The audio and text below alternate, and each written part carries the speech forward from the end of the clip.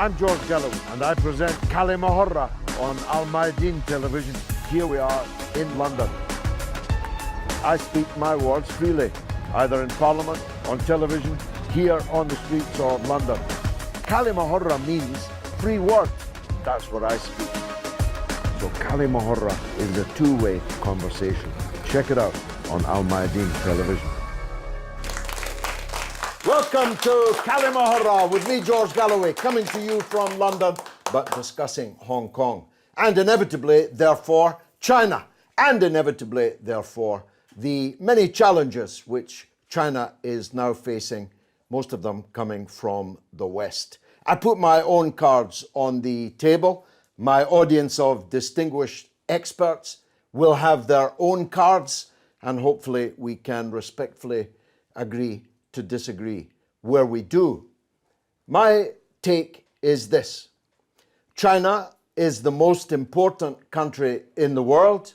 It will soon be the most powerful country in the world, and therefore there are many countries in the world determined to check its progress. They pick issues off the shelf in a bid to divide China or to divide international opinion about China, to make people fear China, hate China. And these are varied and wonderful. One is the demigod, the Dalai Lama, the question of Tibet. This, for a certain milieu, usually in Hollywood, and people who'd like to be in Hollywood, is a cause célèbre. Fading now, though still standing outside the Chinese embassy in London, is the obscure religious cult Falun Gong. And then there are issues of democracy and human rights, usually spouted by countries that are in league with the very enemies of democracy and human rights elsewhere. Saudi Arabia, anyone? China is not a democracy in the form that Western countries define it. But if being lifted out of poverty is a human right, China is the world champion. Because in the last 30 to 40 years, China has lifted more people out of poverty than any regime in any country in all human history. Otherwise, it wouldn't be the most important country in the world, and getting stronger by the day. The proximate cause of this discussion is one of these cause célèbres that they pick up and put down according to the prevailing narrative. And that subject is Hong Kong. Again, cards on the table. My view is that Hong Kong is China, was always China, was illegitimately taken from China. China was forced to sign an unequal treaty with the Western imperial countries, in this case, Great Britain. And therefore, what happens in Hong Kong is none of Britain's business. As Deng Xiaoping, the leader of the Chinese People's Republic, said to Prince Charles in answer to a toast on the handover, as they call it, of Hong Kong from Britain to China. Prince Charles had made some, helpful suggestions on how Hong Kong should be run in the future. And Deng Xiaoping answered, the days when foreign countries could give orders to China are over. And this is a truth that must be faced. Which is not to say that the people of Hong Kong, a special area of China, with a different economic system to the rest of China, which was the idea of the leadership of China as a means of reabsorbing back to the motherland, not just Hong Kong, but ultimately also Taiwan. One country, two systems. Well, people in Hong Kong are perfectly entitled to peacefully protest and demonstrate if they feel their interests, their rights, are being trampled upon. But that's not what happened in recent events in Hong Kong. The proximate cause of those events was an extradition treaty, though how you can extradite someone from one part of your own country to another part is, of course, open to debate. Now, that extradition treaty might have been a foolish move. Certainly, the leadership in Hong Kong now says that it was a foolish move. I have no view on that because I'm not Chinese, and it's not really my business. But the protests quickly turned into something else. They turned into a violent regime change operation. The Parliament building was broken into, sacked, and set on fire, a bit like the Maidan in the Ukraine. And, insult of all insults, the British colonial flag was hoisted inside the destroyed Parliament building. China promptly denounced British involvement in affairs in Hong Kong. Now, would that surprise anyone if perfidious Albion was continuing to interfere in the political life of their former colonies? Well, only if you were, frankly, an idiot. The British, on behalf of the United States, have continued to take what they would call a close interest, I would call a close interference in events in Hong Kong. One thing is for sure, anyone who thinks that China, this new powerful China, will allow the flag of a foreign country to be hoisted in a parliament building in their territory is really not thinking straight. These are my views. I believe that the Hong Kong events have been manipulated by the same people who conjure forth the issues that I have previously adumbrated. I missed one. We did a show upon it.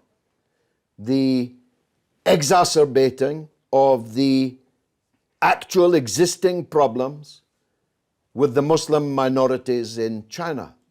We did a full show on it, you may recall.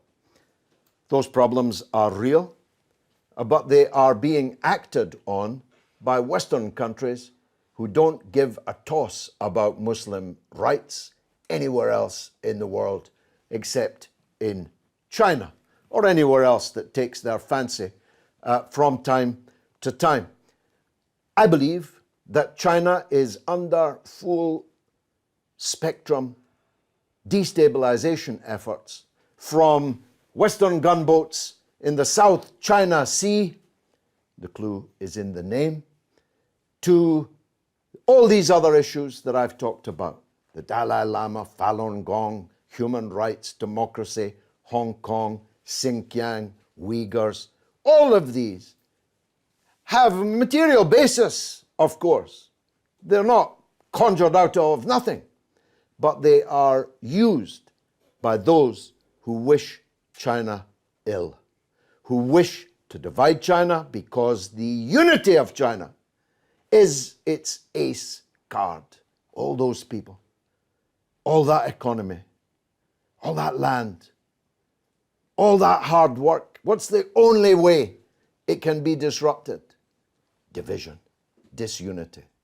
That's the game, at least from my point of view. As I say, those are my cards. Other cards are available.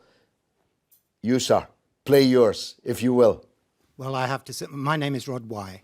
I have to say my cards or my interpretation of the events is very different from yours. And my understanding of the facts is different from yours. For example, the quotation that you gave from Deng Xiaoping to Prince Charles at the handover, Deng Xiaoping was dead by then, so he could not have said it at that time. But as far as Hong Kong is concerned, you have suggested that it is the demonstrations there were the product of interference by the UK at the behest of the United States. I think the sight of 2 million people out of a population of about 6 million is something that cannot be organized by an outside power, however Machiavellian it may be. What happened in Hong Kong was an expression by people in Hong Kong of concern about the way that they felt that their society was going. You are quite right that it was sparked off by the mishandling, I think, by the Hong Kong government of the extradition treaty. The reason that it's an extradition is because there are different legal systems in Hong Kong and in China, and that was guaranteed by the Chinese government under its basic law and through the joint declaration with the British government. So it is understandable that there needs to be, or there should be, some kind of mechanism for handing fugitives back in both ways. But it is a very sensitive matter because the rule of law for Hong Kong, as the Hong Kong legal system as it is presently established, is clearly a very important matter for the people of Hong Kong, or for people in Hong Kong. And they felt strongly enough to come out and demonstrate in huge, huge numbers. If you look at it in proportion to any other country, it is extraordinary. I think you are right to say that the eruption into the Legislative Council building was stupid and ill-judged, but it was a very few people who did that. And the demonstrations in Hong Kong have continued since that time for similar reasons to the original demonstrations.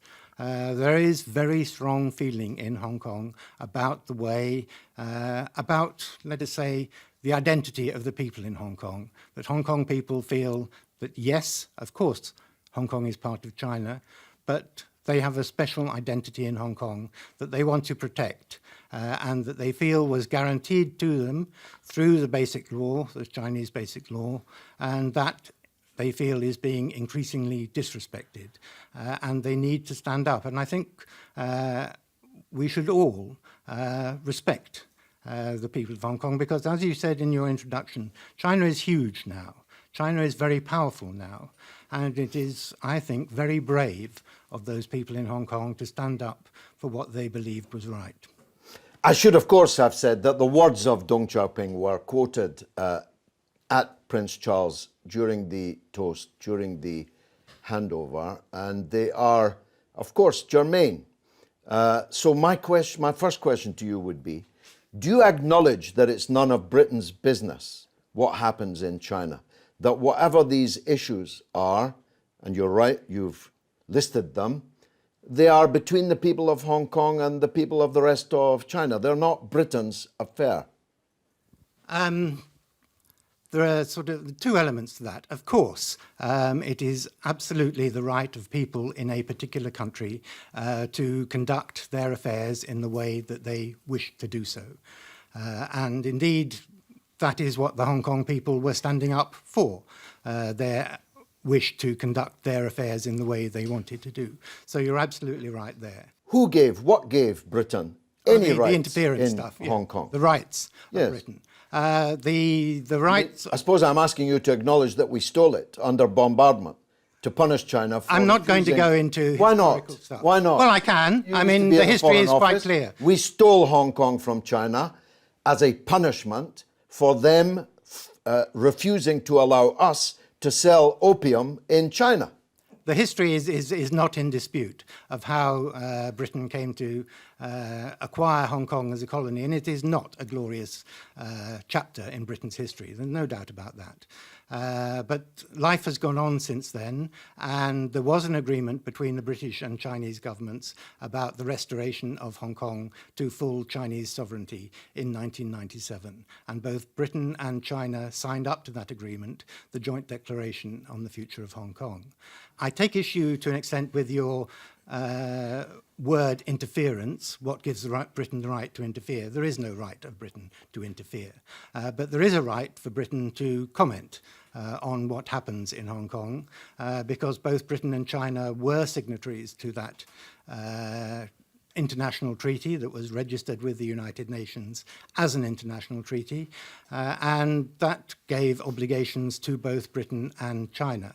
And China, of course, has the heavier responsibility in that the basic law and the future administration of Hong Kong come under the overall direction of the Central People's Government. But there is no why do we reason have for so many MI6 men in Hong Kong? Are they there to comment? I know nothing of MI6 men in Hong Kong or comments. Okay, thanks for that, Rod. Let's take Ella. Ella, you're leading communist here in Britain. What's your take on these events? Well, George, quite honestly, your introduction said absolutely everything that I would have wanted to say. The only thing that I would like to draw attention to is the circumstances in which this extradition issue arose. A young man from Hong Kong with his very young, beautiful girlfriend went to Taiwan on holiday. And while in Taiwan, this young man murdered her, packed her into a suitcase and dumped her. He then returned to Hong Kong before the body was discovered. And the issue then arose. Hong Kong couldn't try him because apparently, unless the crime is committed on its territory, they're powerless. And they wanted to get him back to Taiwan to let the Taiwan authorities deal with him. And originally, that's exactly what the Taiwanese wanted. So for historic reasons, they were tied up with this non-extradition, etc., etc. But this was the Hong Kong authorities themselves, nothing to do with China. China itself hadn't interfered or been involved in any way in that decision. So look, this is absurd that people committing crimes abroad, and we can't deal with it, and we can't send them abroad either, which is an absurdity which nobody would tolerate. You know, if you were the mother of that beautiful young girl, what would you feel about it, that you couldn't, that this criminal couldn't face justice, and what's more, would be roaming the streets of Hong Kong looking, as a danger to other young girls? So, this was totally absurd.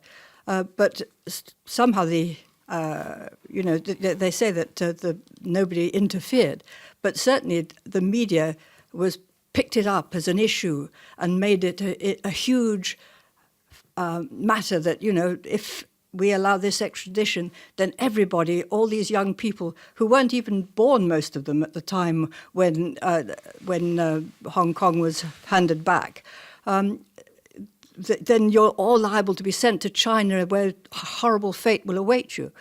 What about my overarching point about Western attempts to weaken China?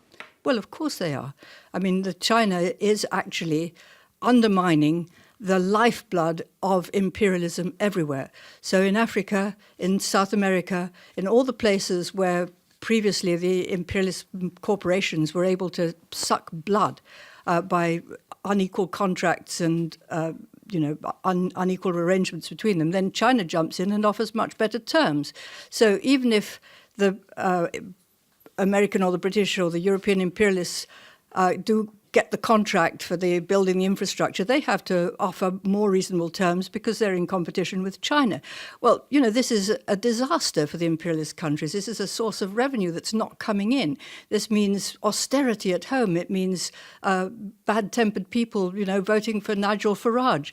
It's a huge disaster, and of course they don't like it, and of course they're going to do everything they possibly can to undermine China, be it all the things that you mentioned. When you mentioned the Uyghurs, well, who are the people that are being rounded up by the Chinese for re-education? These are the jihadis. I personally think we could perhaps make an arrangement with China to send some of our jihadis there for re-education, except they have said they won't accept our rubbish anymore. Who else would like a point of view? Sir, would you like to say something? My name is Song Lianyi from SOAS, University of London. I don't think I have very clear views about what actually happened or who was behind it and so on. I have friends from mainland China, from Hong Kong, and I watched news and so on. The only thing that probably I would like to say is about the young people taking part in the protests and so on. I was young once. I took part in all kinds of protests and so on. But I'm totally against any violent behavior. And that's what I saw. Because if Hong Kong has rule of law, people should do things according to the law. And then clearly many people broke the law and so on. On the one hand, I think we should be relatively lenient to the young people and try to understand what they were trying to do, and they probably were genuinely very angry and so on. But on the other hand, they should observe the law and so on. I think that's the only thing I would like to comment. Well, Rod said it was stupid what they did, and also implied that it was only a small number who did it. But the thing that will be remembered is the colonial flag being hung inside the parliamentary chamber. If breaking into the building was stupid, the hoisting of the flag was a clear provocation, wasn't it? Well, I can understand that people have different views, and some probably had very strong views and so on. Some people would probably do just to the extreme to make their point. I can understand that. I mean, I wouldn't say it's stupid. I can understand in any kind of situation like that, some people would be carried away, and the atmosphere was so overwhelming. Some people would act very, very. Yeah, it must have been premeditated. I mean, who goes around with the old colonial flag with the British Union Jack in the corner in their pocket? It can just be. happens to find themselves inside the Parliament building and just happens to hang it. That had to be premeditated. It could be, but again, in a kind of situation like that, you would inevitably have people who would act very, very differently and provocatively.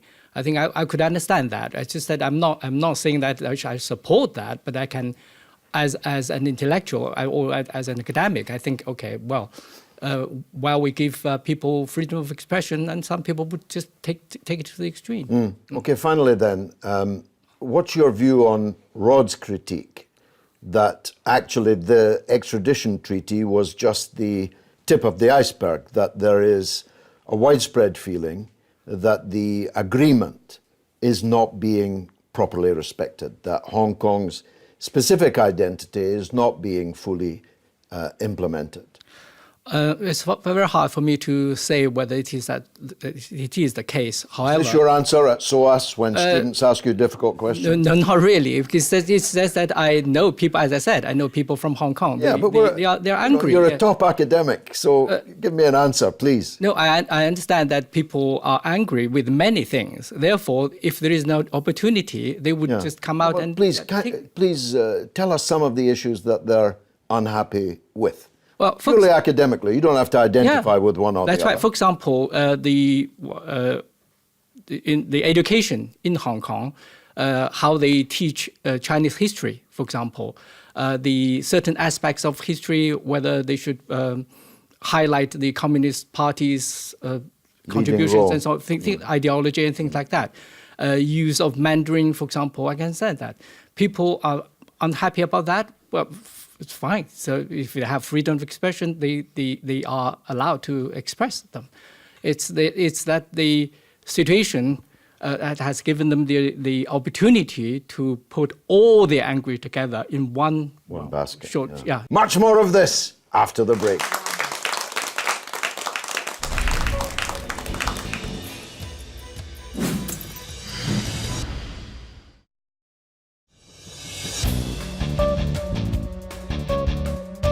You're watching Kalimahara with me, George Galloway, on Al Mayadeen Television, coming to you from London, talking about Hong Kong. We took the Kalimahara camera onto the streets of London to see what the people thought. Take a look.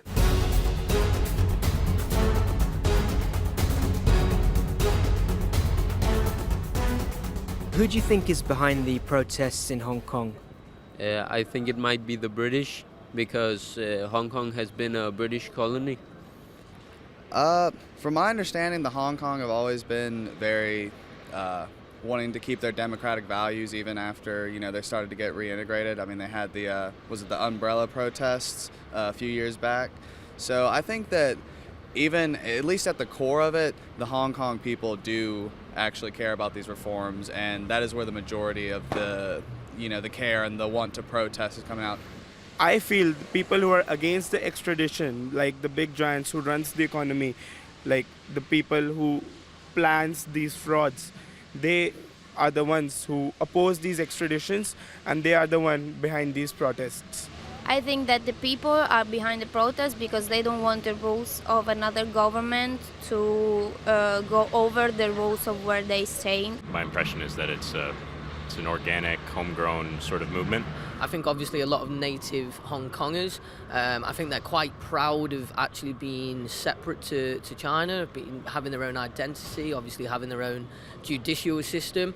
I do think there's also an aspect of the international community looking at how they can destabilise China, and this is obviously a huge blemish on, on China's international kind of public affairs. If there's, foreign powers influencing that, there's probably a likelihood that that's the case, but I think there's a lot of genuine unrest there as well. Do you think the Hong Kong Chinese consider that they're different to the mainland Chinese, and if so, why? Yes, they do, because they're culturally different. They have lived in different diversities, different type of democracy, different kind of thought and opinions they share. Like, if you talk about any countries, religions and cultures change with every 100 kilometers. And so, like, mainland China has very different opinions, and Hong Kong seems to be more developed, more modernized as compared to mainland China. So obviously the people who have different thinking, different diversities they belong to. Yeah, I think they might feel that they're different compared to other Chinese because they've been under different laws, and their culture might be still influenced by some of the British because they've been a colony. My impression is that speaking with people from Hong Kong, it's not, I don't think they see the differences. They don't see themselves as completely different, but there are obviously, it's factors, it's social factors, I think, more than anything.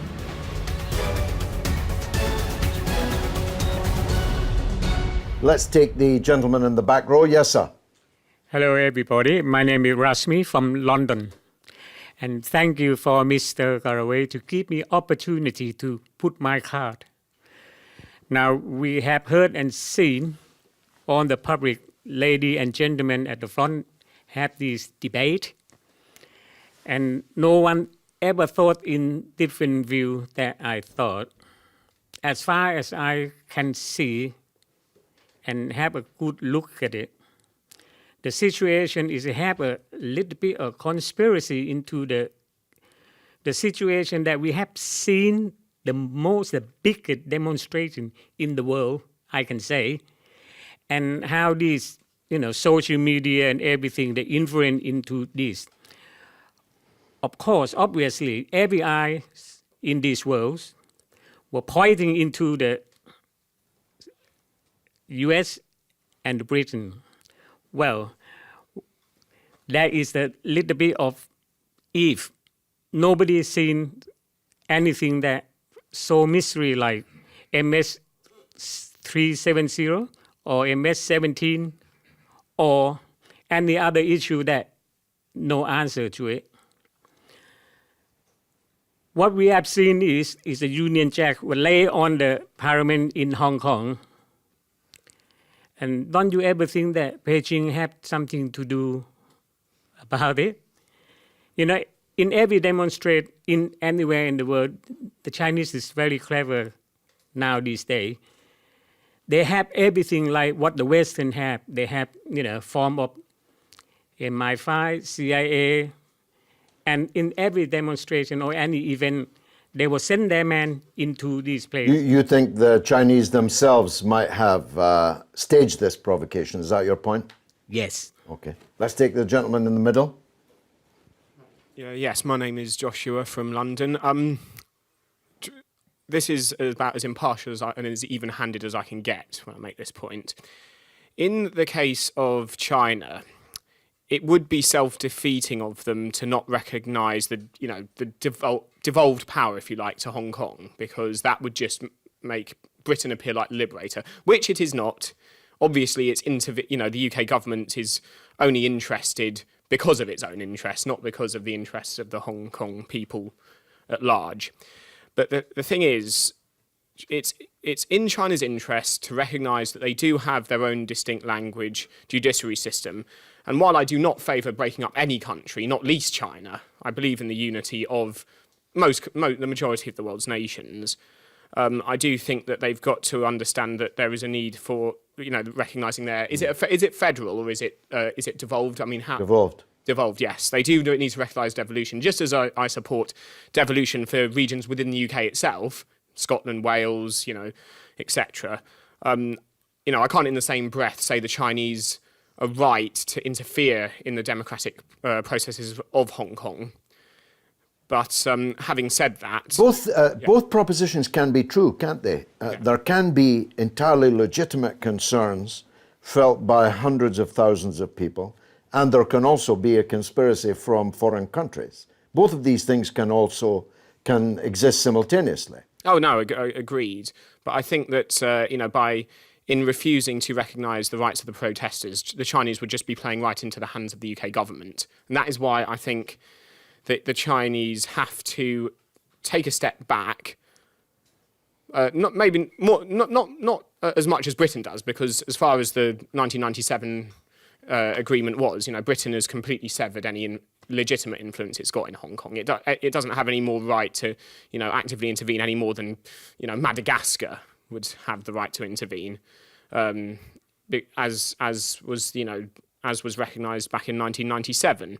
But the Chinese have to also recognise that the autonomy of Hong Kong, if they are to retain it. Otherwise, if they don't, it's just going to encourage residents of Hong Kong to think that the Chinese are the occupiers, and might even possibly, brainwash them into thinking that the Britain are the liberators, which they're not. It was never democratic, Britain's possession. Well, it is, actually, that error was made by several people on the Vox Pop, who talked about Hong Kong's democratic values before the handing back. It's really important to stress that there were absolutely no democratic values in Hong Kong before it was handed back to China. Well, the irony is it is more democratic when it was handed back to China, even though China is, for all intents and purposes, a dictatorship. Let's hear from the lady in the front. Hello, Tammy Al-Kabani. Where do I start? I'm sure the Chinese government must be sitting back and saying, OK, let's, take some advice from the British government, about Falkland Islands, Northern Ireland, and say, you know what? And if they do, they'll probably send a few dozen soldiers in and kill a few people and, and take authority that way. So if China does go by the UK's example, then there'll be a few dead bodies, and then I'm sure that will all be resolved and they can continue their authority stamp. The British regime are not not the best place to give advice. Not at all, especially, and I object to this notion that we can just shove history out the way. No, we can't. The 100-year humiliation of China is over. It's finished. And to have built for a so-called democratic regime of the UK to take hold of a country and to sell opium to the Chinese in exchange for tea, to sell back into the UK, and that's how the history of Hong Kong was made, and we're just going to forget about that? No, we don't. No, we don't.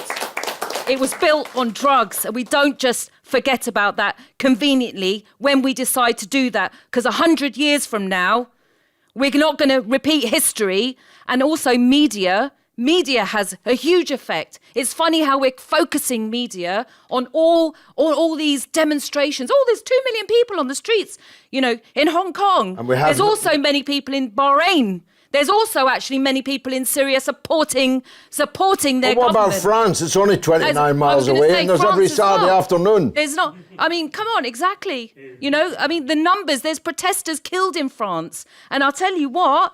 Let's get out on the streets of London and protest against the British regime. Let's do that, because I'll tell you what, there'll be a few dozen water cannons and a few dozen soldiers pointing guns at your head and making sure you stay silent. So let's put that to the test first. Let's come let's come and talk about what's going on in the UK, and let's see how we're treated here. We could try and hang a Russian flag in the British Parliament. Let's do that. Let's take this gentleman here at the front. I'm originally from Iraq. and I'm very glad to be here with you guys. Thank you. It's regarding the Hong Kong issue. I think there's a big picture to this.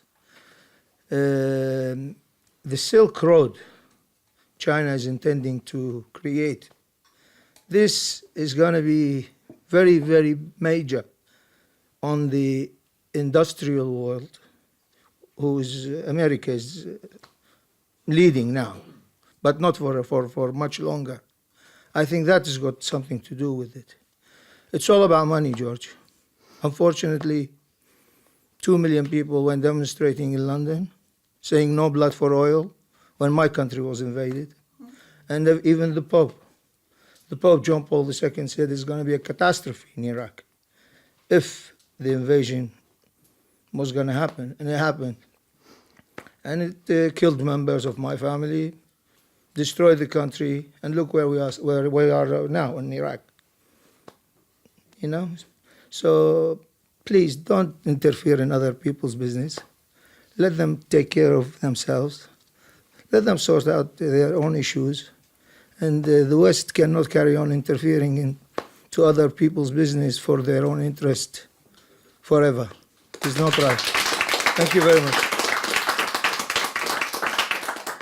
Ella, I have no relations with the Chinese government or Communist Party, but you know them better than me. If there's a battle of hearts and minds going on, as there must be between Beijing and the people in Hong Kong, would it be fair to say that China is not yet winning that battle? Well, they've obviously suffered a bit of a setback with the present situation, but 5 years ago when they had the big umbrella movement, in actual fact, it interfered with trade and business, that the leading lights in Hong Kong said, no, we don't want this. You know, we want to carry on. We want to be part of China, and you know, we want peace and quiet. So basically, normally, they are being extremely circumspect. You've mentioned that when they brought in this curriculum that everyone was making a hue and cry about, they withdrew it.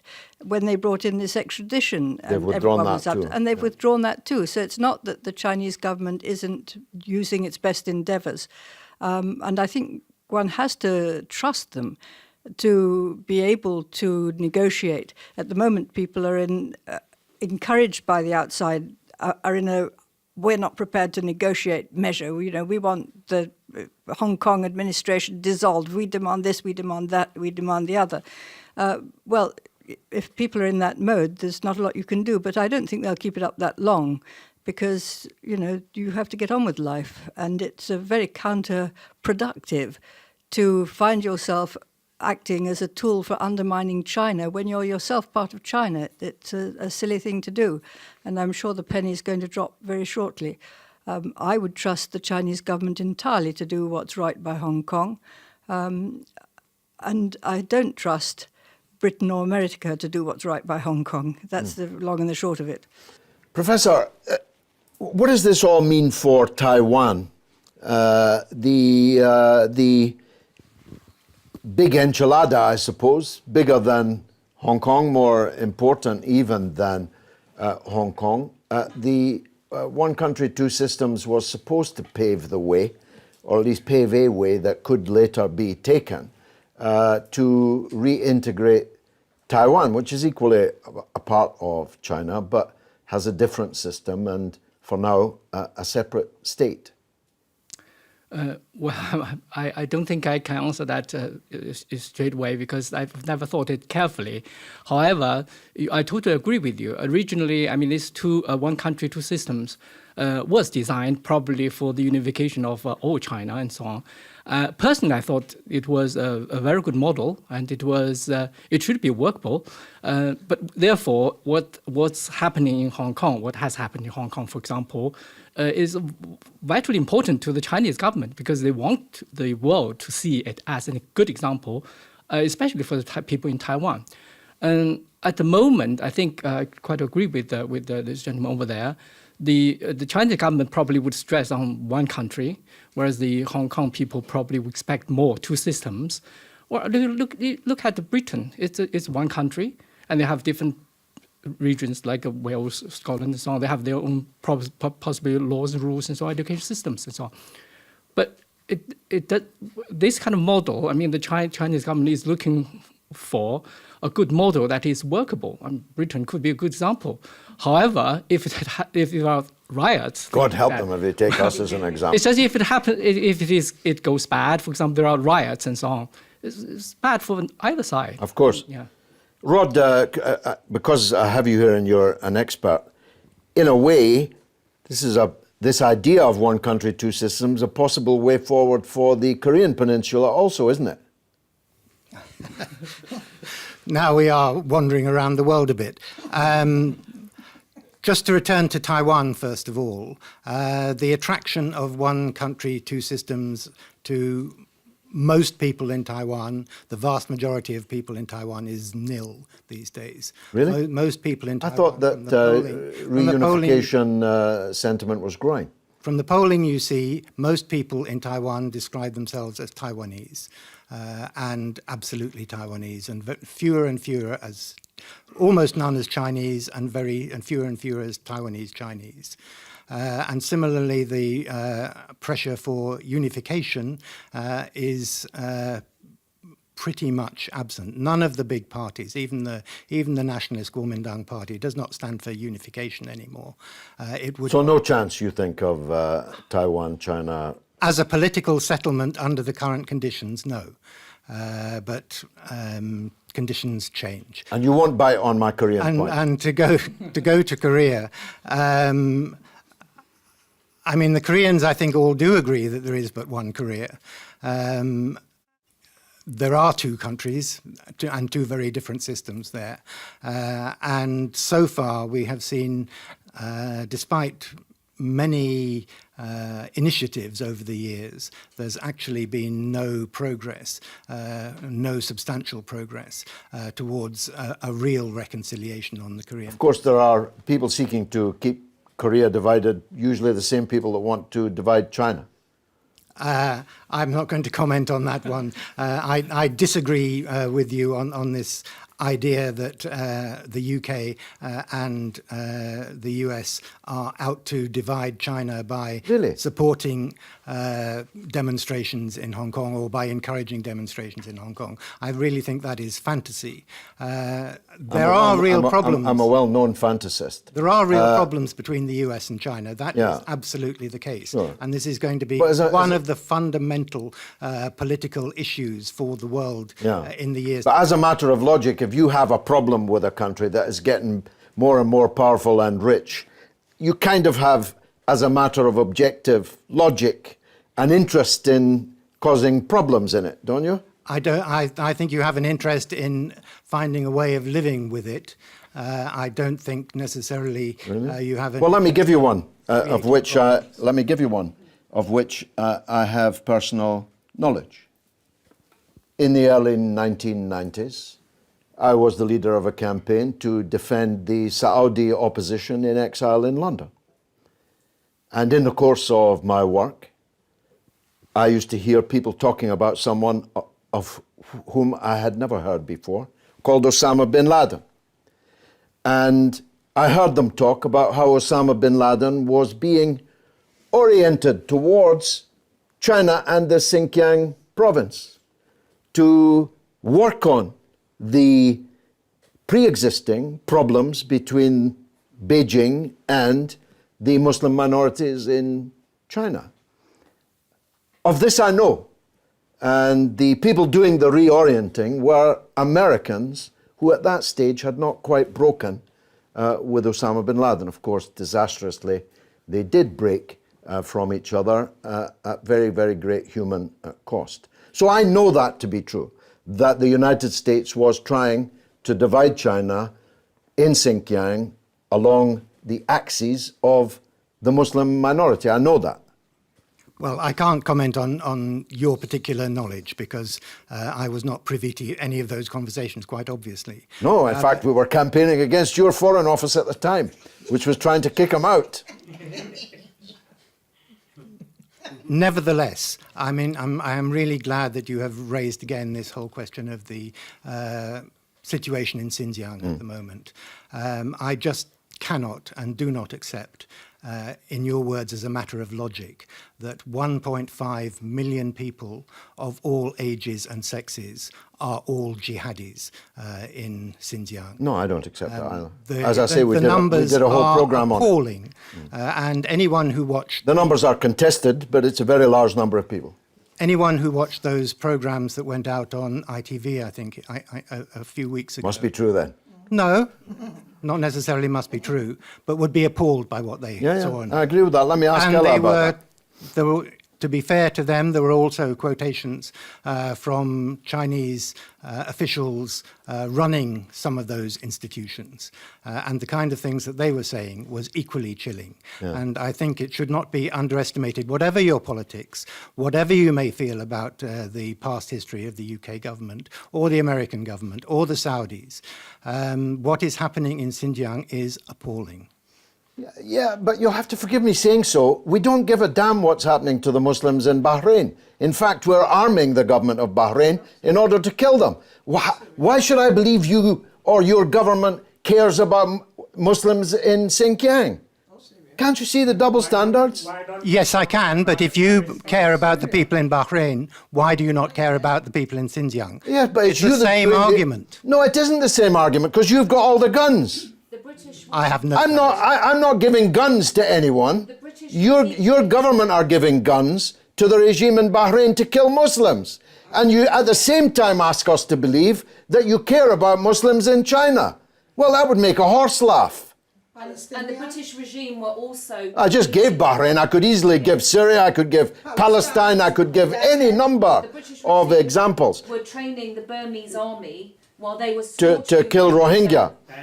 Now, Ella, notwithstanding what I've just said, China is handling its Muslim problem very badly. And I told them so many years ago by branding a very large number of people. It might not be 1.5 million, but it might be 1 million or it might be just under 1 million. Either way, it's a lot of people. By branding them as jihadists, they're making them jihadists. Trust me, you said Northern Ireland earlier.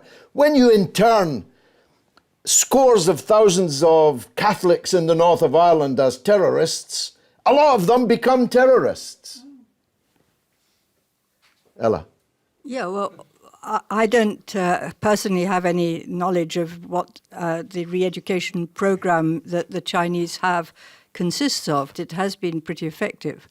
And, you know, something has to be done about people being radicalized and then used as cannon fodder, basically at the behest of America, to go along causing trouble everywhere. I'm not an expert on how you de-radicalize people, but I have no reason to think that the Chinese aren't doing an effective job.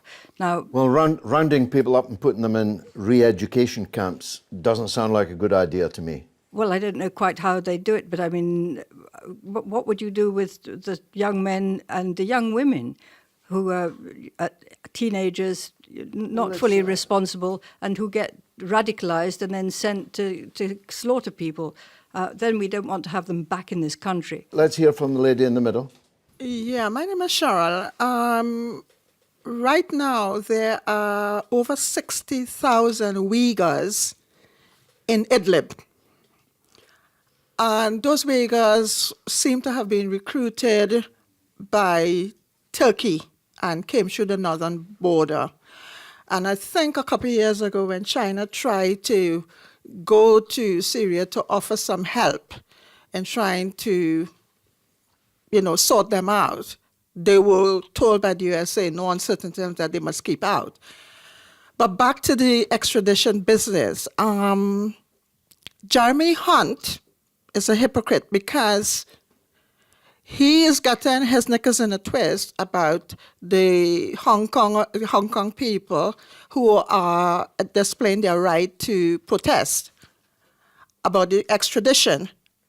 However, when the UN rapporteur on torture came and gave his report, he was very arrogant about the torturing of Julian Assange in Belmarsh prison.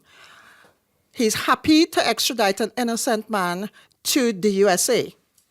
This guy who murdered that young girl should be facing justice in Taiwan. They are stopping this extradition, but they're happy to extradite Julian Assange, an innocent journalist, for doing journalism. It's complete hypocrisy. The protest of itself makes me remember the Maidan, because that is exactly what happened in the Maidan protest in Ukraine. They stormed the Rada, they were destroying everything. These are paid protesters. They're paid protesters in between the wedge issue of, identity, their different identity. That's my point. Well, a lot of people don't need paying to be extreme. I'm afraid we've run out of time.